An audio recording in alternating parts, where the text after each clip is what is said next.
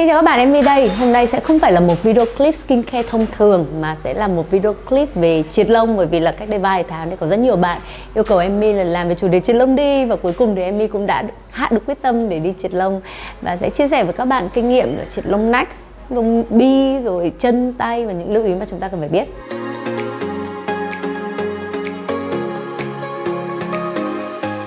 Trước khi bắt đầu thì chúng ta sẽ phải trả lời một câu hỏi là tại sao cần phải triệt lông. Thực ra để mà tẩy lông thì có rất là nhiều những phương pháp khác nhau nhé. Thì chúng ta có thể tẩy lông bằng những loại kem bôi, sử dụng phương pháp gọi là tẩy lông hóa học. Thì đối với các phương pháp này thì chúng ta sẽ sử dụng một loại kem hoặc là một dung dịch để mà thoa lên trên da có độ axit mạnh, tức là độ pH thấp, và dung dịch này thì sẽ phản ứng với cả protein có ở trong lông và khiến cho lông của chúng ta là bị rụng đi. Đối với cả phương pháp này thì cũng tốt thôi. Emmy thấy là có một ưu điểm đó là cực kỳ rẻ và dễ sử dụng, hoàn toàn có thể tự làm ở nhà. Chỉ có điều rằng là thường sau khoảng 1-2 tuần thì lông sẽ quay trở lại và rậm rạp hơn xưa. Ngày xưa thì phương pháp này sẽ sử dụng những sản phẩm mà đôi khi là các bạn sẽ thấy rằng là không được dễ chịu ở trên da lắm. Bây giờ có một số các loại kem bán ở ngoài thị trường thì khi mà các bạn tẩy xong thì thấy rất là nhẹ nhàng, nó cũng không quá là khô da vì đã có thêm một số những chất để dưỡng da. Nhưng đấy, vấn đề quan trọng nhất đó là lông của chúng ta không được giải quyết một cách triệt để và sẽ có dấu hiệu là dày hơn ngày xưa nữa. Phương pháp thứ hai để tẩy lông đó chính là waxing. Đối với cả phương pháp này, nếu mà ở nhà thì sẽ là những cái miếng giấy dán sẵn và sau đó là chúng ta sẽ lột ra như thế này. Còn nếu mà ở spa thì chúng ta sẽ có wax cứng hoặc là wax mềm. Nhưng mà nói chung đều là sử dụng một loại sáp và có độ bám cao để mà lấy đi lông ở trên bề mặt da của chúng ta. Ưu điểm của phương pháp này thì cũng khá là đơn giản và cũng dễ làm, có thể tự làm luôn, và cũng có thể giúp là lông không quay trở lại trong vòng 3-4 tuần. Tuy nhiên sẽ có một số những lưu ý rất là quan trọng. Đầu tiên đó là đối với cả những người có làn da nhạy cảm ấy thì các bạn phải đặc biệt lưu ý, cho dù là wax cứng hay là wax mềm đi chăng nữa, khi mà chúng ta giật lông ra như thế này thì chắc chắn là không chỉ có lông mà cũng sẽ tiếp xúc với cả bề mặt da của chúng ta. Và với những làn da mỏng manh và dễ nhạy cảm, có khả năng là các bạn sẽ bị đỏ, mẩn, kích ứng rất là nhiều. Và lưu ý thứ hai đó là khả năng tăng sắc tố, bởi vì là nếu mà chúng ta sử dụng wax quá nhiều lần ấy thì những vùng mà chúng ta waxing rất dễ là sẽ bị thâm và nói chung là không cải thiện được về mặt màu sắc. Phương pháp thứ ba đó là triệt lông bằng laser. Đây cũng là một phương pháp bắt đầu phổ biến hiện nay, đặc biệt là sử dụng laser diode. Cơ chế triệt lông bằng laser đó là laser với xung lực mạnh sẽ phá hủy nang lông, và bên cạnh đó thì cũng sẽ làm tổn thương mạch máu nuôi dưỡng nang lông, ngăn chặn quá trình là lông của chúng ta mọc lên. Tuy nhiên đối với cả phương pháp laser thì các bạn cũng sẽ có một vài những lưu ý. Lưu ý đầu tiên đó chính là chi phí thì sẽ chắc chắn là cao hơn đối với cả những phương pháp khác. Và lưu ý thứ hai đó là laser thì có rất nhiều bước sóng khác nhau. Các bạn phải đảm bảo rằng là tìm được một cơ sở uy tín, bác sĩ thì rất là thành thạo về chuyện là triệt lông bằng laser để có thể điều chỉnh bước sóng đúng. Bởi vì nếu mà không đúng ý, laser với xung lực mạnh như thế có thể gây ra những trường hợp ví dụ như là bỏng da hoặc là thậm chí là gây tăng sắc tố. Phương pháp thứ tư đó là sử dụng công nghệ ánh sáng IPL, năng lượng quang học, kết hợp với cả RF là sóng vô tuyến cao tần. Ánh sáng sẽ đi sâu vào trong nang lông và sẽ chặn đường dẫn dinh dưỡng đến nang lông và có thể nhanh chóng là triệt tiêu tận gốc nang lông, cũng như là ngăn chặn nang lông quay trở lại. Đối với cả phương pháp này thì có rất là nhiều ưu điểm. Thứ nhất đó là chi phí không quá cao này. Cái thứ hai nữa là cũng không có quá nhiều rủi ro này. Cái thứ ba nữa là nếu mà sử dụng công nghệ ánh sáng kết hợp với cả RF ấy, không chỉ là có thể triệt tiêu được nang lông mà còn có thể trẻ hóa vùng da của chúng ta và cải thiện sắc tố. Có một điểm này nữa mà em nghĩ là các bạn cũng sẽ rất thích, đó chính là sóng RF ấy, thì sẽ kích thích sự dịch chuyển của các phân tử nước và sinh nhiệt, khiến cho là lỗ chân lông của chúng ta sẽ được xe khít lại. Sau khi mà tìm hiểu kỹ càng thì em quyết định là sẽ lựa chọn phương pháp đó là ánh sáng kết hợp với cả RF, vì không đau đớn, không nhiều rủi ro mà có thể rất là hiệu quả sau một khoảng thời gian ngắn điều trị. Đầu tiên Emmy sẽ gặp bác sĩ để thăm khám và tư vấn. Cụ thể là bác sĩ sẽ xem xét kỹ tình trạng vùng da cần triệt để xem lông dày hay mỏng, dài hay ngắn, cứng hay mềm, để tư vấn phác đồ trị liệu hợp lý, bao gồm bao nhiêu lần, sử dụng bước sóng nào với tần số ra sao cho phù hợp. Bây giờ thì Emmy sẽ show nách cho mọi người xem đây. Chung là không phải là nhiều lông lắm, nhưng mà tuần nào thì cũng phải cạo vài lần ấy, rồi như thấy nó màu sắc ở dưới phần dưới cánh tay cũng không được đều màu lắm, nên là hy vọng là sau khi triệt lông thì cũng sẽ cải thiện được luôn về màu sắc này, với cả khiến cho vùng da này đỡ nhanh trẻ hóa, đỡ bị gấp như thế này. Trước khi bắt đầu thì các bạn kỹ thuật viên sẽ tiến hành vệ sinh sạch sẽ vùng da cần triệt. Đầu tiên là dùng nước muối thấm khô và phủ phấn, rồi kỹ thuật viên sẽ dùng dao cạo dùng một lần hoặc lưỡi dao mới để loại bỏ lông ở trên da. Ở đây các bạn được kiểm tra lưỡi lam luôn để đảm bảo chắc chắn là lưỡi lam mới hoàn toàn và được vô trùng sạch sẽ trước khi dùng trên da. Tiếp theo, tẩy trang bằng micellar water để làm sạch vùng cần triệt một lần nữa. Bước này sẽ giúp làm sạch lớp phấn mới bôi lúc nãy, giúp ánh sáng triệt năng lông hiệu quả hơn. Tẩy trang xong, lau lại một lần nữa với nước muối để sát trùng sạch sẽ, rồi mới thoa một lớp gel lạnh nhập khẩu từ Hàn Quốc lên da để giúp làm mềm năng lông, tránh làm da bị bỏng rát, khó chịu và tăng cường khả năng dẫn truyền ánh sáng xuống dưới da. Skin Medicals thì luôn sử dụng que gỗ y tế để bôi gel, đảm bảo tính vệ sinh. Tiếp theo, chuyên viên kỹ thuật sẽ lựa chọn tần số, mức năng lượng ánh sáng phù hợp với tình trạng của từng người theo hướng dẫn của bác sĩ và tiến hành triệt lông bằng công nghệ OPT SHR. Vậy công nghệ OPT SHR là gì?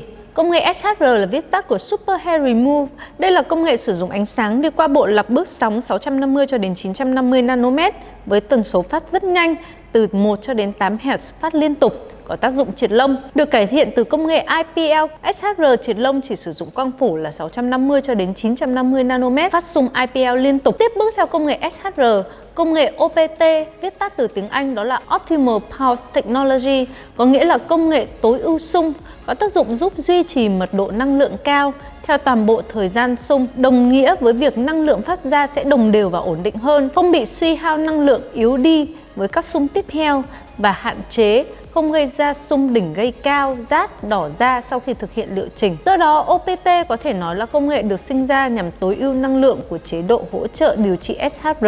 Để khi phát xung với tần số nhanh thì công nghệ OPT sẽ giúp cho năng lượng duy trì ổn định hơn. Vì vậy, OPT đã giải quyết được các nhược điểm do người Anh là E-Light và SHR trước đó gây ra. Đồng thời, để có thể phát ra IPL với tần số 1 đến 8 Hz, công nghệ còn tích hợp thiết bị làm lạnh được làm bằng đá sapphire với nhiệt độ âm 10 độ C. Nhờ đó mà trong suốt quá trình triệt lông không gây tổn thương cho da, không gây đau rát ửng đỏ, đồng thời còn có thể se khít lỗ chân lông giúp da sáng mịn và đều màu hơn. Cuối cùng, kết thúc liệu trình sẽ vệ sinh vùng da lại một lần nữa, đắp gạc lạnh và thoa gel nha đam để làm dịu da, cẩn thận hơn. Sau đó, bác sĩ sẽ bôi thêm một lớp Silverin để đảm bảo da không bị bỏng rát. Ngày hôm nay là lần triệt lông nách số 6 và triệt lông tay số 3 của Emmy, và lông đã rất là thưa thớt rồi nên Emmy hy vọng đây sẽ là lần cuối cùng.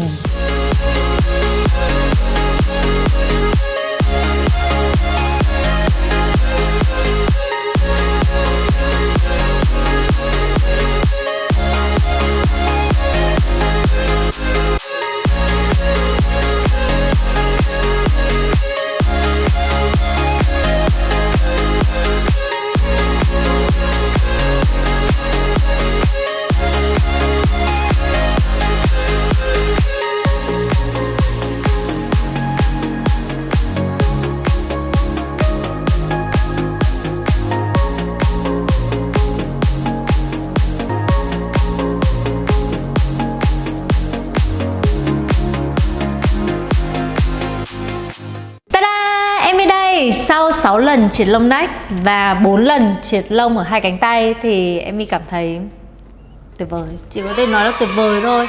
Và cô cảm thán đó là tại sao mình lại không nghĩ đến chuyện triệt lông sớm hơn, để bao nhiêu năm trời khổ sở với chuyện là tháng nào, tuần nào cũng phải cạo rồi thỉnh thoảng đi wax lông như vậy mà rất là đau đớn nữa chứ. Còn khi mà triệt lông bằng công nghệ là OPT SHR ấy, thì cảm nhận của Emmy đó là không đau đớn. Thực sự là cũng có đau nhưng mà hoàn toàn chịu đựng được, nói chung là bình thường. Thậm chí là có nhiều hôm thì không hề đỏ rát một tí xíu nào cả, còn có những hôm thì hơi đỏ một tí xíu. Sau đó thì Emmy chỉ cần là sử dụng lotion với cả bôi Silverin lên là hết. Cái thứ hai nữa là Emmy thấy da vùng nách này trắng hơn và có cảm giác là trẻ hóa ấy. Tức là hồi ngày xưa thì Emmy thấy là chỗ này có rất là nhiều nếp gấp, trông nó không được săn chắc cho lắm, còn bây giờ thì thấy là săn chắc hơn.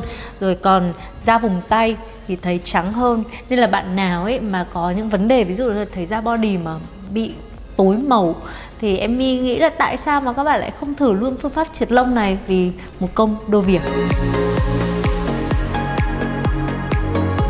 Để quá trình triệt lông của các bạn diễn ra một cách thuận lợi và bớt đau đớn hơn thì Emmy sẽ có một số lưu ý về chuyện trước và sau khi triệt lông. Trước khi triệt lông có hai việc chúng ta không nên làm. Việc đầu tiên đó là nhổ hoặc là wax lông một tuần trước đó. Lý do là nếu mà tự ý nhổ ấy thì chúng ta sẽ làm mất đi gốc lông.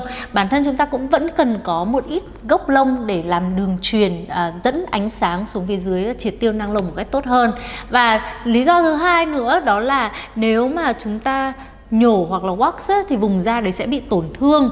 Và khi một vùng da tổn thương đang nhạy cảm như thế, bạn có sử dụng một loại ánh sáng êm dịu nhất đi chăng nữa thì bạn cũng sẽ cảm thấy là bị đau đớn và bị bỏng rát. Cái thứ hai là hạn chế thuốc uống có cồn trước ngày triệt lông. Lý do là nếu mà chúng ta hấp thụ quá nhiều cồn ấy sẽ khiến cho da của chúng ta bị khô, dễ bị ửng đỏ, trở nên nhạy cảm hơn, và điều đó cũng sẽ khiến cho chúng ta dễ đau đớn hơn khi mà triệt lông. Bên cạnh đó có 3 việc chúng ta nên làm. Việc đầu tiên đó là tẩy tế bào chết 3 đến 4 ngày trước khi triệt lông, vì sẽ khiến cho chúng ta có một bề mặt thật là mịn màng và loại bỏ bớt lớp tế bào chết, giúp cho ánh sáng có thể đi sâu và thâm nhập vào trong nang lông tốt hơn. Tuy nhiên lưu ý là chỉ tẩy tế bào chết một cách rất là nhẹ nhàng thôi, tránh chà sát mạnh khiến cho da của chúng ta sẽ bị xước hoặc là bị tổn thương. Lưu ý thứ hai, trước khi triệt lông nên tích cực bôi body lotion để da của chúng ta đủ ẩm và mềm mại, bởi vì đã có nhiều trường hợp có những khách hàng khi mà triệt lông da quá khô không chỉ là đau đâu mà còn khiến cho quá trình triệt lông trở nên rất là rát và gần như là không thể chịu được.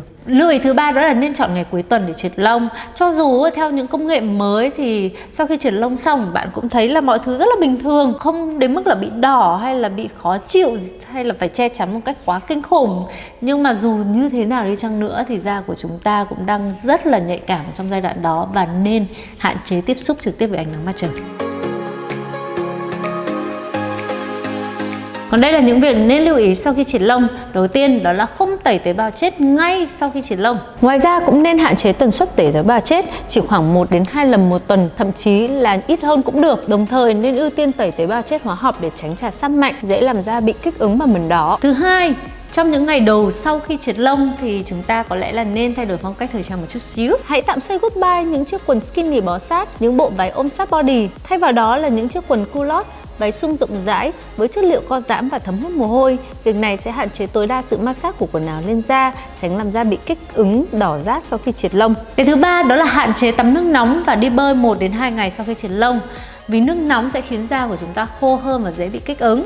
Còn đi bơi thì nước của hồ bơi nếu không đảm bảo vệ sinh cũng có thể khiến cho làn da nhạy cảm sau khi triệt lông dễ bị kích ứng luôn. Lưu ý tiếp theo rất quan trọng là chúng ta phải hạn chế ma sát cho những vùng da vừa mới triệt lông xong. Vì vậy nếu mà ai mà triệt lông vùng vùng bikini ấy, thì chắc chắn là cũng phải kiêng luôn XXX trong vòng ít nhất là 2 ngày để phục hồi hẳn đi, thì lúc đấy làm gì hẵng làm. Điều không nên làm cuối cùng đó là ngay sau khi triệt lông xong thì không nên sử dụng thuốc tránh thai, đặc biệt là những loại thuốc tránh thai cấp tốc, bởi vì sẽ làm thay đổi hormone, và đây là nguyên nhân mà sẽ khiến cho lông mọc lại rất dễ dàng. Những việc cần làm rất là đơn giản. Đầu tiên nói về chuyện làm sạch thì chúng ta phải sử dụng những sản phẩm sữa tắm dịu nhẹ thôi.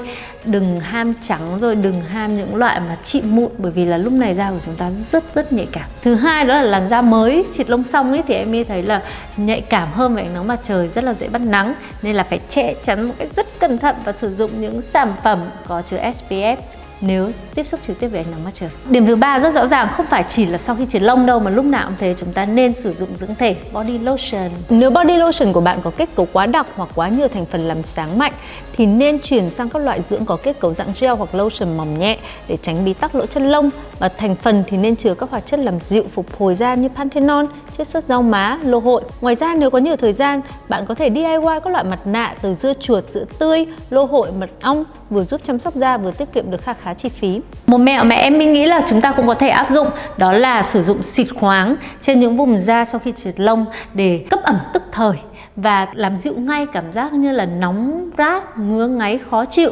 Thực ra mẹo này thì em cũng không mấy khi phải áp dụng sau khi triệt lông, bởi vì là lần nào triệt lông xong thì em thấy mọi thứ cũng rất là bình thường, không đỏ, không rát, cũng không có gì ghê gớm cả. Nhưng mà bởi vì mỗi người da sẽ khác nhau nên là phòng ngừa thì chúng ta nếu da nhạy cảm có thể chuẩn bị ngay xịt khoáng. Nói chung cái video clip này lại thì em phải khẳng định rằng là đối với các em triệt lông là một trong những phát kiếm vĩ đại trong công nghệ làm đẹp. Và nếu mà các bạn còn rất trẻ thì xin chúc mừng các bạn, bởi vì các bạn sẽ sớm được tận hưởng một đời sống không có lông, trừ lông ở trên đầu, và đấy là điều rất là tuyệt vời. Nhưng mà em phải lưu ý là nếu mà các bạn còn đang ở trong tuổi dậy thì em khuyên là chưa nên triệt lông vội, vì lúc đó hormone của chúng ta còn rất là thay đổi. Phải chắc chắn là sau 18-20 tuổi khi mà mọi thứ đã rất là ổn định rồi thì các bạn mới nghĩ đến chuyện triệt lông nhé.